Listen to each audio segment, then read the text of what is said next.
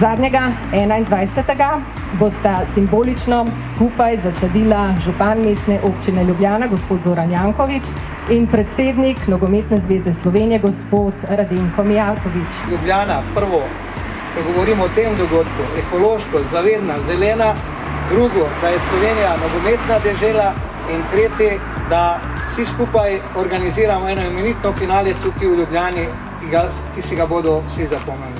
Še enkrat hvala za dobro akcijo, in zdaj pa na delo, zdaj smo se podahnili in odgovore, zdaj bomo pa za vihar v krave.